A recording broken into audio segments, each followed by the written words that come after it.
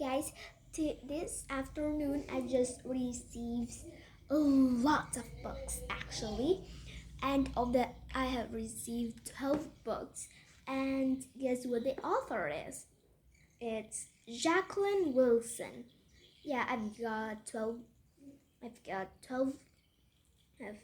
Jacqueline Wilson books. And this is the first time I've read Jacqueline Wilson too. And here is it.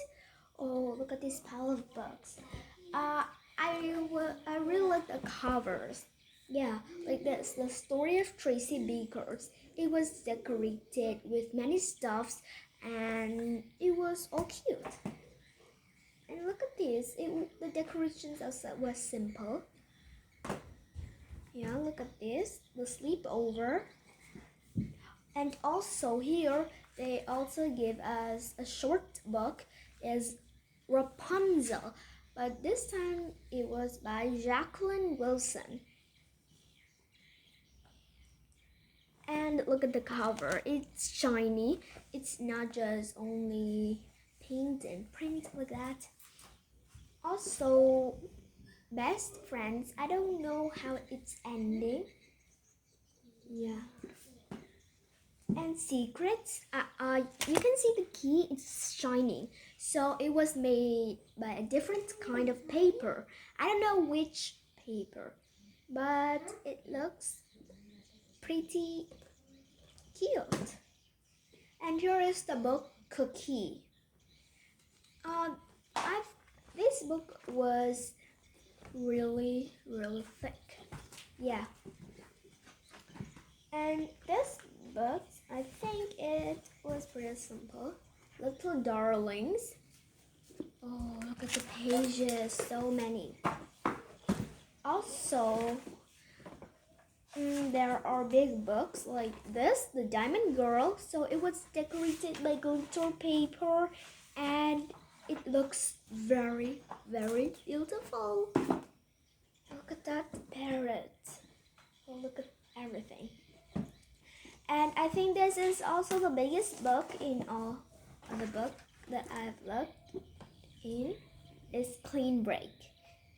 Yeah, it was decorated really beautiful and was very smooth. Also, it has pages, the number of pages. This story has, oh my gosh, where's that page? 302. And about for this too, they didn't give them the number of pages. And now I am reading this book, the Werepuppy. So today I'll read chapter 1, and also I write the new words here. Yeah, I write the new words and added structure. Okay, so what are we waiting for? Let's get started. The Werepuppy by Jacqueline Wilson. Mickey lay on his tummy on the carpet, carefully coloring in his picture. His hand ached after doing all the sky, but he didn't go over the lines even once. He took a darker blue felt tip and started on the lake. He'd drawn himself standing on the green grass by the lakeside. He stared hard at the picture, wishing there was some way of stepping right inside it. He wanted to be walking through the buttercups beside the blue water. He didn't want to be here in his own living room, not with his elder sister Mallory, Mandy, and Mona. Certainly not with his younger sister Marigold, and especially not when Mom and Dad were going out for the evening. So as you see, I have searched for new words. So this page, the first word is felt tip. Okay, so the felt tip, this is the dark blue felt tip. The felt tip is a felt tip pen. It is a kind of pen that are like this. I'll show you. Oh, I don't know where it is, but it's so I gave a structure like this. The bag is full of felt tip pen that my mom bought for me. So actually I have felt tip pen. And the next one is buttercups. Buttercups, it doesn't mean like a cups that full of butter. Buttercups is a kind of flowers. I don't know which kinds. And also I get this structure. I read the book. And here is my structure. Mickey likes to step inside the picture to see the gorgeous buttercups. Gorgeous, that is mean beauty, another word. But I think we can use gorgeous instead of beautiful. Okay, let's get to the next page. Now, are you going to be alright? Said Mom. Of course we are, said Mary. She smiled. Mandy and Mona and Marigold smiled too. Mickey didn't feel a bit like smiling. You're in charge, Mary. No television until you older girls have done your homework. And make sure Mickey and Marigold are in bed before 9 o'clock. Right, Mom, said Mary. Mandy and Mona, you're to do what Mary says to, said Mom. Cheek, said Mandy. We don't want her bossing us about, said Mona. Now, don't start quarreling, said Mom. Mary, you'll be sensible, won't you? Don't answer the door to anyone. And if there's anything at the matter, we're only down the road at Auntie Kathleen's. You've got the phone number, haven't you? Just give us a call. Don't you dare make any other phone calls, though, said Dad. I don't know how I'm going to pay that last phone bill. You girls are terrible. Rabbit, rabbit, rabbit to all your friends. Don't you worry about a thing, said Mary. Mom looked worried all the same. Maybe we shouldn't leave them, she said. I wish I'd Granny Boo to babysit now. I'm 14, Mom. I can babysit, said Mary. And we're not flipping babies, said Mona. Well, us 3 big ones aren't baby. I'm not a baby either, Mickey mumbled, making little curly waves on his leg. I am, said Marigold, just to be difficult. Yes, I'm a little baby. She put on a sickening lips and crunched down small. Want a bicky, Mom. Give me nice chocky bicky and I'll be a good baby. No more chocolate biscuits. Do you hear that, Mary? They're not to have anything else to eat, right? Want bicky, Marigold wailed, sticking out her bottom lip in a baby pout. Stop that silly nonsense. You'll be a good girl, said Mom, giving her a kiss. She turned to Mickey, looking at his drawing. That's lovely, darling, said Mom. What are the humpy things?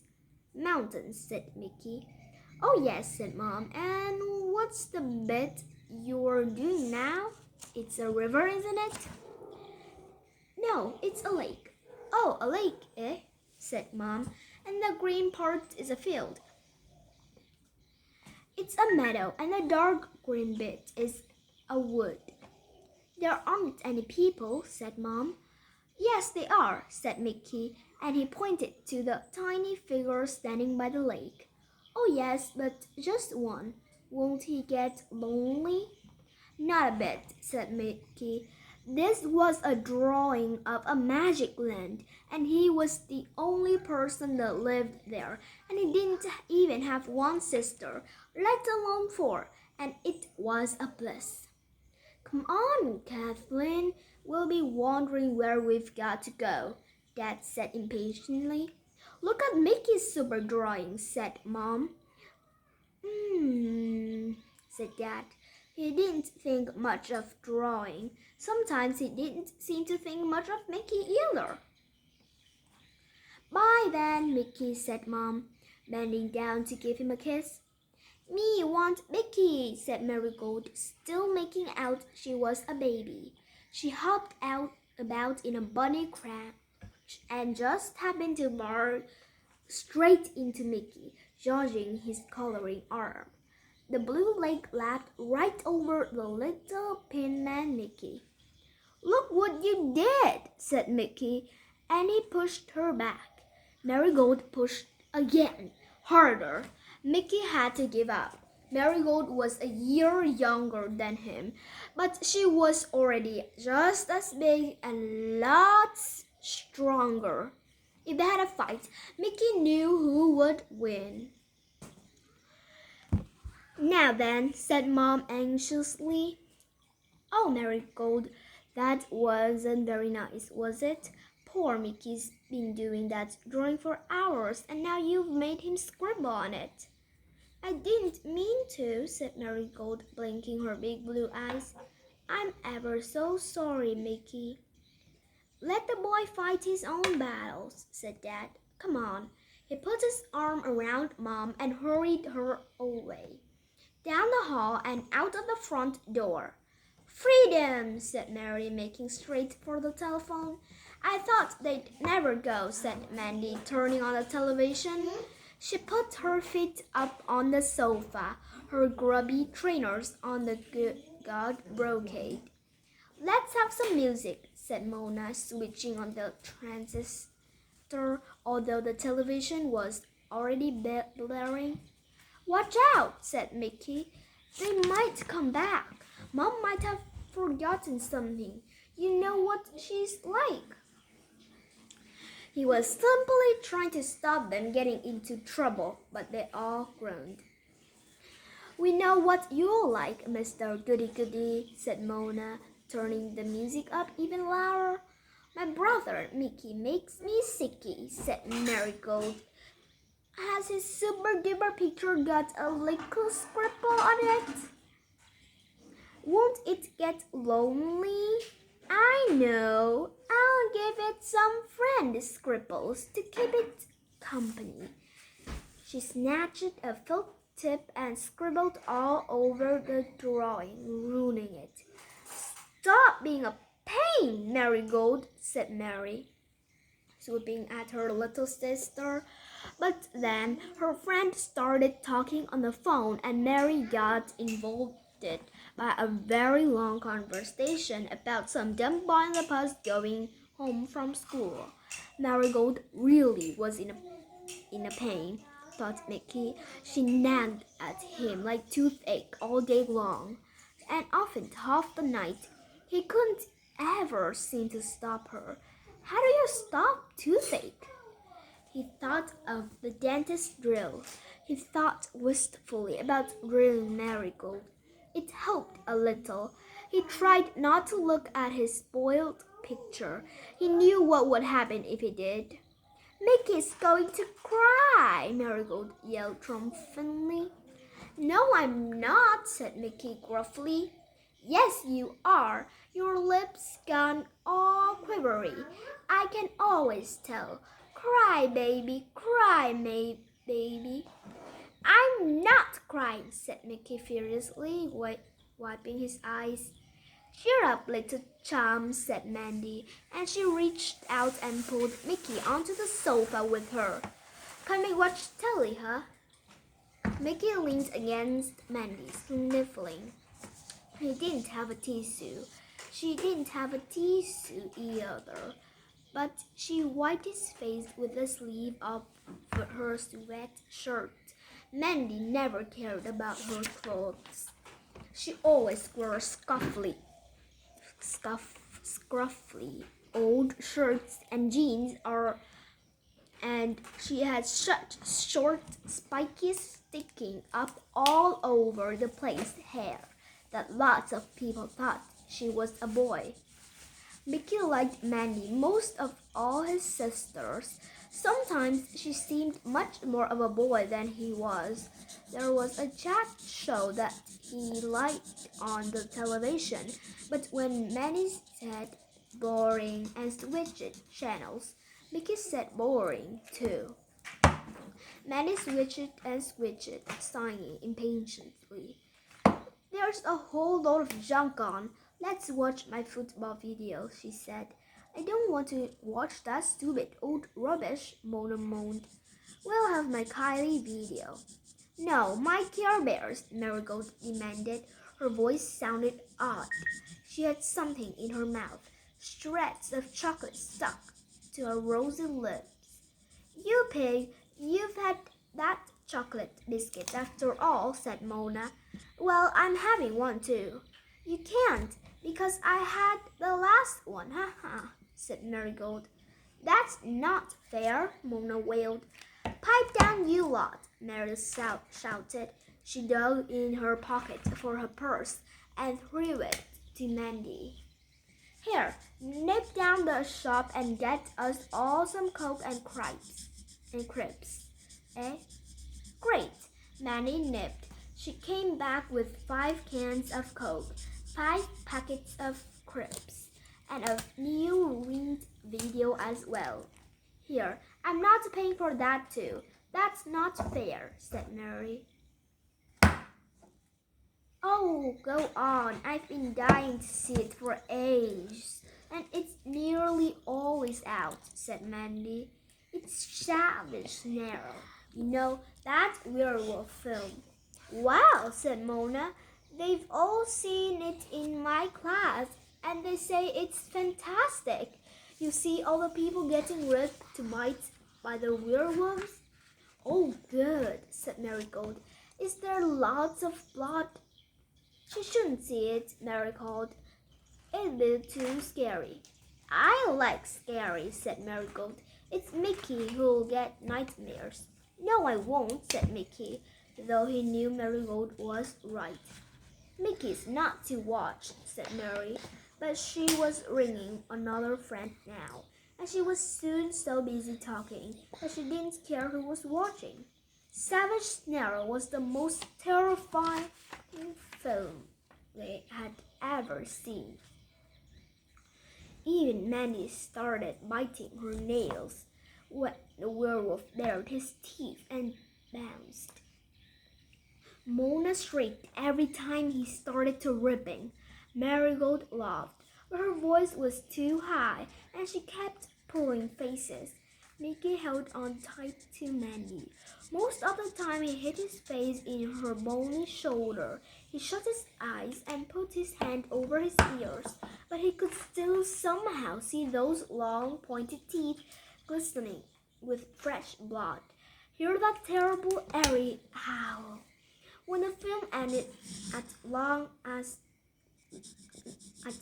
last they were all silent for several seconds.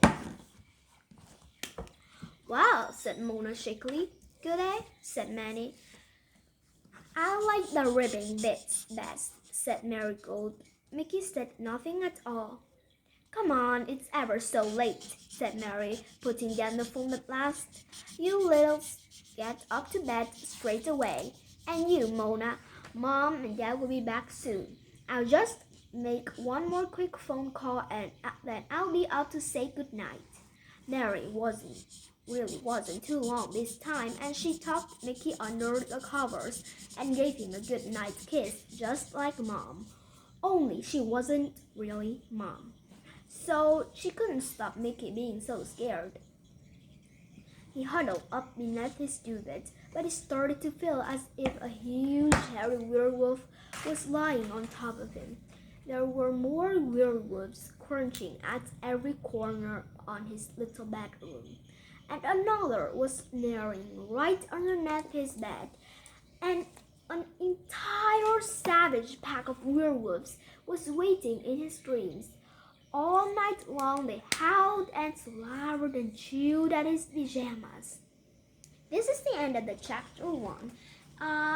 As you see, it was really long though. One chapter was really long, but I think this book seems not to have a lot of pages, but actually one chapter, it was so long. So this is the end of the video today. I hope and I guess that you have the Jacqueline Wilson books. Goodbye!